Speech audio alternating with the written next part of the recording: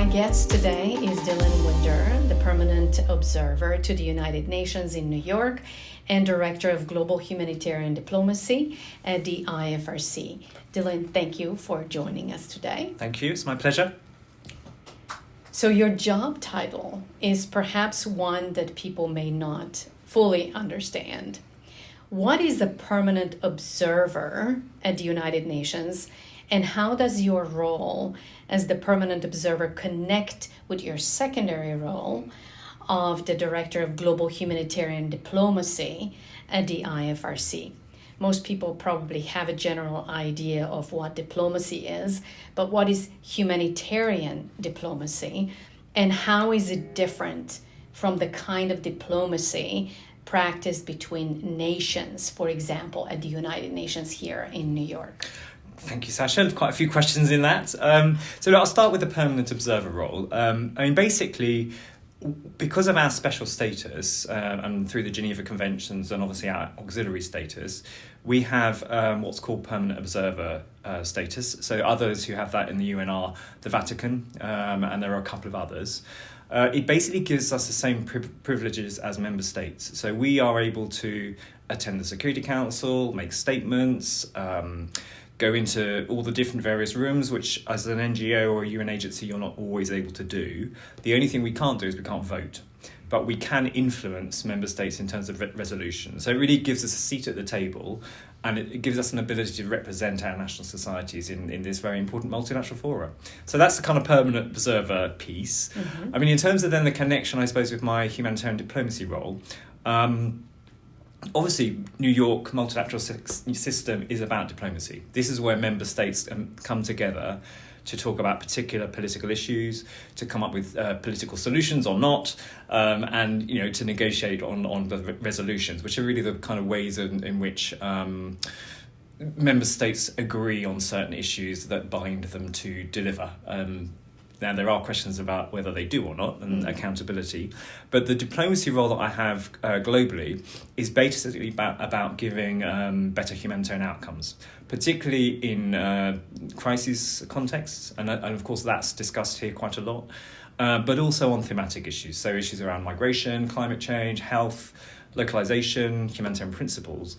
And I guess as a sort of, I suppose, the director of diplomacy, it makes a lot of sense for me to be based here, because this is where a lot of political discussions happen. It also gives me intelligence about what's happening on the political stage, so that I can feed that back into our kind of overall communications, our policy, and our diplomacy at the country level. So diplomacy is often simplified as a dynamic between states or multiple actors, each with demands and a certain amount of leverage that they may have to convince others to compromise or negotiate. In humanitarian diplomacy, what is our leverage, and how do we make that leverage compete with other interests such as economic growth, national interests, national security, and such? What are some of the myths or misconceptions of how diplomacy works? Diplomacy is not a science, it's an art. And a lot of it's about basic set of, the skills that you have. It's about how to build a network. It's about engaging with people. It's about understanding the sort of politics of any given situation, having good political antennae. So I think, there isn't much of a difference between humanitarian diplomacy and normal diplomacy. However, we have a set of fundamental principles, and these are really critical to guide what we do. We have certain policies. These will be different to member states. They are less political, they're much more neutral. So in terms of the main difference, I guess, is that we are a neutral player, and our humanitarian diplomacy is about delivering humanitarian outcomes for the poorest people in the world, as opposed to benefiting our own organisation. So that, for me, would be the kind of the main difference. But I do think, as I say, it's something that, yes, you can get trainings on it, but actually it's about a skill set, it's about personality, it's about confidence. The other critical piece for diplomacy is information and the uniqueness of what we say. So, for example, I've been doing some work here on the sort of Middle East crisis. the thing that helps me to be influential is basically to have information from the field, to have information from the Palestinian Red Crescent, the Lebanese Red Cross, and to have the granularity of what the situation looks like on the ground, but also what the challenges are, what are the blockages, what are we trying to influence, what are we trying to overcome. And that gives us credibility here that others may not have. So it's a combination of working together as an organisation and a network, but having that real sort of critical information and then having the relationships. I know you've been really busy over the last year since you became the permanent observer and the director of humanitarian diplomacy at IFRC. So at this point, what can you tell us about your goals for humanitarian diplomacy of IFRC? And is there a plan or a vision that you hope for the humanitarian agenda to achieve? So, well, we've got a new humanitarian strategy, a humanitarian diplomacy strategy, which is great, which does set out a bit of a vision. It has three elements to it. One is how we do diplomacy in particular crises and how we have the capacity to do that, the information systems to support that, the staff capability, and the relationships that we need to deliver on that. Secondly, thematic. So again, this is about looking at longer term approaches to some of our thematic priorities around climate. So looking at 2 or 3 years, what are the outcomes? Not just focusing on single events, looking at the sort of global environment, but also who do we need to influence? How do we influence people in terms of the kind of different outcomes we want to achieve? And then the third element is improving the kind of information systems and the sort of support structures that this IFRC Secretariat manage, obviously in conjunction with national societies. So that's that bit of the question, and you have to remind me what the other bit of the question was. Well, what would you say, in your view, what needs to change so that the things we know that need to happen can happen or become more of a norm rather than the exception? Like, for example, more peaceful resolutions to conflicts, concrete action on climate change that you talked about earlier, adherence to international humanitarian law and such. So this is a difficult one because of the political environment we're currently in. We're seeing a lot of national governments moving up to be a bit more popularist, so not necessarily as interested in the kind of global good, more interested in the domestic agenda or how global issues influence them domestically. So I think there's a sort of challenge there. But my objective is really to work our way through those challenges by being credible, by being politically savvy, but by critically having the right information from the national societies, from the national context. And as I said before, the right networks and relationships that we then need to kind of influence. And a lot of this is behind the scenes. So we can make nice statements in the big UN General Assembly sessions, but actually this is about, who do we need relationships with?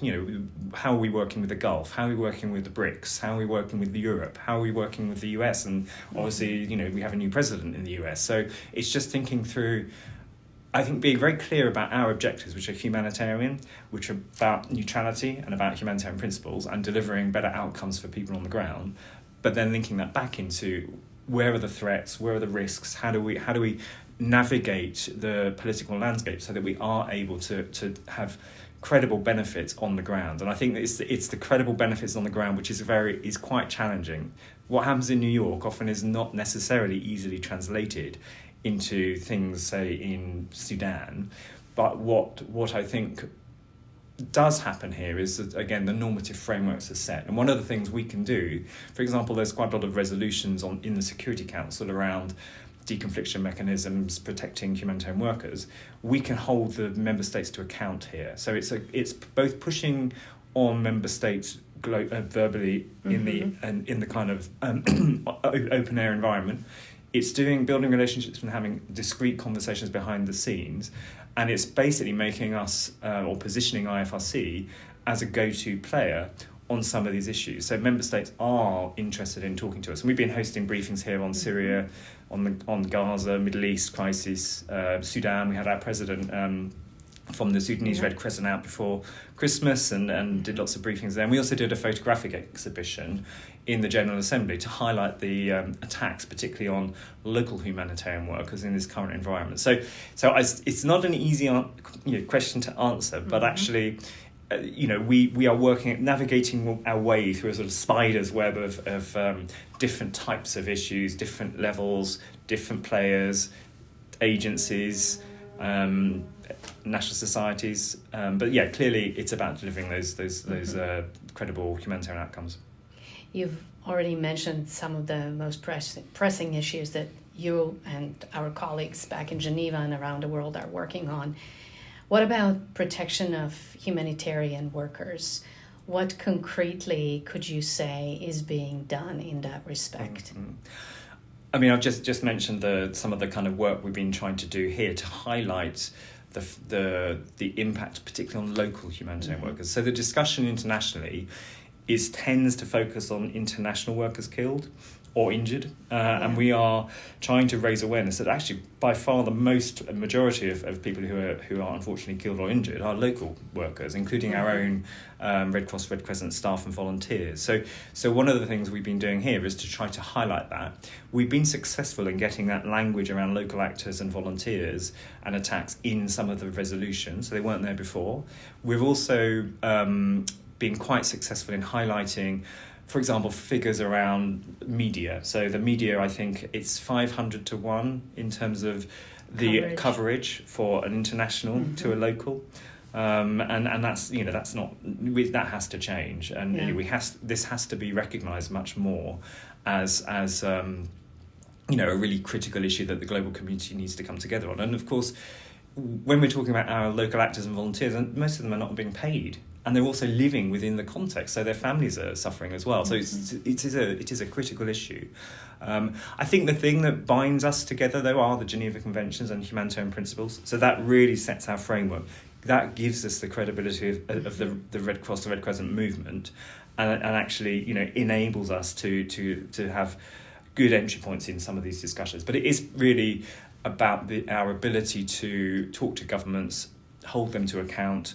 But not only me doing it in New York, this is also about our heads of delegation in our regions, our national societies, also being able to talk about this. And I think the final bit around this, which is very important, is that we have seen increasing attacks on our protected emblem. And I was talking to the Palestinian Red Crescent just before Christmas, who were saying they weren't even able to get red paint into Gaza to paint the protective emblem on new ambulances. So this is a big challenge for us, and I think we are seeing our emblem targeted, as I say, as the sort of, well, if we can get the Red Cross, we can get anyone. So that's a narrative which we need to tackle and change, and we need to remind people of the Geneva Conventions. And of course, our international conference last year talked about some of these issues as well. I want to talk a bit about your background as a government representative. Before joining the IFRC, you were the Deputy Director and Head of the Humanitarian Department within the UK's Foreign Commonwealth and Development Office. In that role, you worked with many humanitarian agencies and organizations, including the IFRC. At that time, were there things you wanted to see happen within the humanitarian sector that now you hope to realize as an IFRC employee?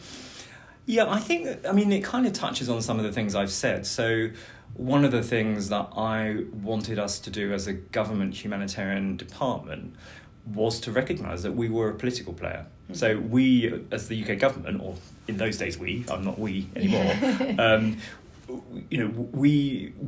we fund others to do the impartial, neutral work.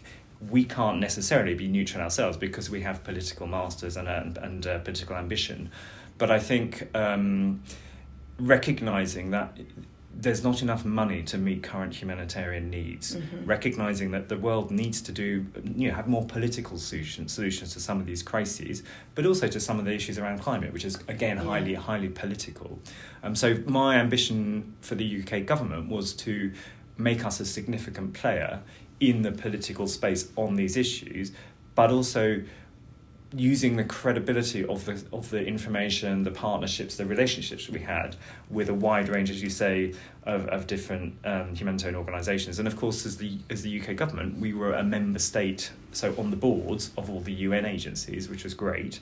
But I think the the fantastic thing about IFRC is the local element of what we do. So I think that's something that many governments are now recognising as much more important, and particularly one of our focuses was to look at the humanitarian system and how does it become more needs driven and less driven about individual UN agency mandates. So if you look at IFRC, because we are national, we're there before, during and after an emergency, we don't have a particular priority that we're focusing on other than what's happening in that specific country. So again, I think we started to do that some of that work when I was in the UK government, but I think IFRC positioning itself as a really critical actor in the humanitarian system can really play an important role in terms of getting better needs-driven, demand-driven approaches, and also making sure that local communities are participating in some of the decisions, but also looking at how things are implemented. At some point, you also worked at the UK mission in Geneva, and while in that role, you led rapid assistance missions to several emergencies and crises, like in the Philippines, Iraq, Haiti, Gaza, India, I believe as well. How does that more operational side inform the work that you do now for IFRC on the diplomatic side? I mean, I just one quick correction. So it was when I was head of humanitarian response in London that I led all the emergencies, and I basically designed and set up the UK government's emergency response humanitarian framework. I think what it gives you is a real understanding of what it's like in an emergency. I mean, the Philippines example you talked about, this was Typhoon Haiyan. Yeah. We had to respond within 70 hours. We had to get a team out on the ground. We didn't have an embassy we had an embassy, but we didn't have a humanitarian team in the Philippines. We had to look at the assets we were using. So I was in charge of an aircraft carrier and as well as a destroyer, and there's a lot of activity, and I think it really teaches you that the most critical piece is up-to-date information and quick decision-making, but also safety and security of your teams going out on the ground. Sure. And I think also an understanding of what's needed to change. So, for example, in the Philippines, the resident coordinator for the UN hadn't really had much emergency experience. So it was a recognition that actually you need to stand aside that person, put someone else in place, but that person also then has the relationship with the government. So it can be a difficult decision. And it gave me, and certainly in other more sort of conflict settings, it gave me an understanding of the challenges. And I can use those examples even now in terms of our influence here and the impact that we're having here, but also it helps me understand a little bit more how to interpret some of what's happening within the national society context into a sort of broader member state environment. We cannot not talk about technology. It's changing every aspect of our lives, work, etc. Do you think technology is affecting how diplomacy works and how governments and other players in the humanitarian field are making big decisions? I mean, I think it's probably too early to tell on some of this, but I think there are opportunities and threats. So, the sort of level of misinformation that we're seeing, I think, can have a real detrimental effect on the humanitarian activity, and also in terms of security and safety of staff. So I do think there's the misinformation, some of the social media is risky. But at the same time, there's great opportunity in terms of harnessing things like AI to provide much better, more tailored information that we can then use in response to kind of political or natural disaster type situations. I think if we look at some of the risk modelling and the ability for us to look ahead. So we in the IFRC Europe office have what we call impact monitoring, where we can make predictive assessments about what the likely scenarios might be within 3 months in a particular context, and that obviously helps us plan and helps us become more efficient, really.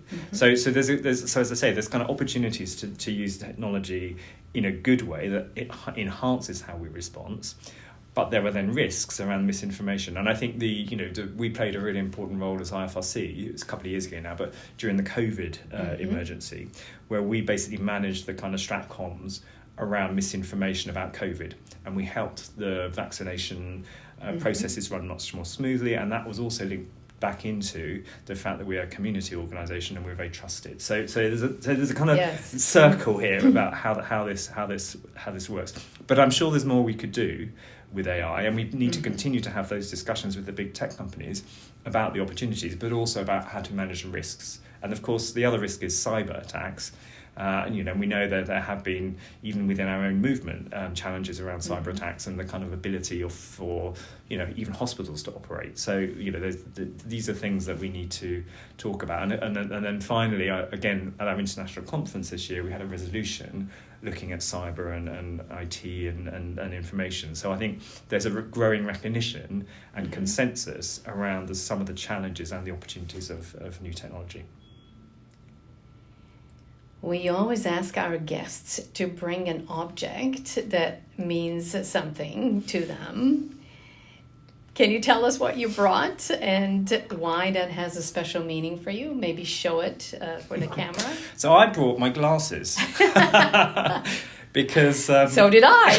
Because as an aging person, I find it difficult to read. So these give me clarity, but I guess they represent a wider issue around the fact that absolutely what we've been talking about: transparency, accountability, ability to see the kind of landscapes and the information that we have on the ground, ability to use that information in different spaces is really important. But without something to focus us in on it, it's a little bit more difficult to do. So my glasses actually enable me to do my job. So that's why I thought they were important. And I have lost them before, which is very annoying.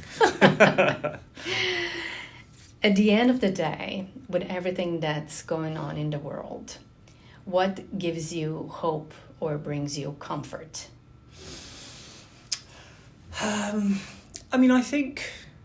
obviously my family and, I can say all the nice things like that. But I think in terms of hope, there are hopes. Even, there's a lot of conversation about the new US administration, but there's hope there that we might see some end to some pretty horrible wars. So that's hope. I think there's hope, as we talked about, on the technology side. There's hope that can do real good. I think if you look at the fact that we are now a very old organisation and we still have our fundamental principles, we still exist as the Red Cross, Red Crescent, that gives you hope. So I think there's a number of different things that do give you hope. And generally, humanitarian principles, public opinion around humanitarian action is generally very supportive. So I think that gives me hope as well. So there you go, a few. Always good to hear hopeful thoughts. The name of the podcast is The Red Vest. I'm not sure if you've worn the red vest yet in the field, but perhaps you've seen them, of course. I've definitely seen them, and I'm going to be wearing one next week because I'm going to Cox's Bazar in Bangladesh to basically look at the situation there. There are changes in the situation. You've got more refugees flows coming through.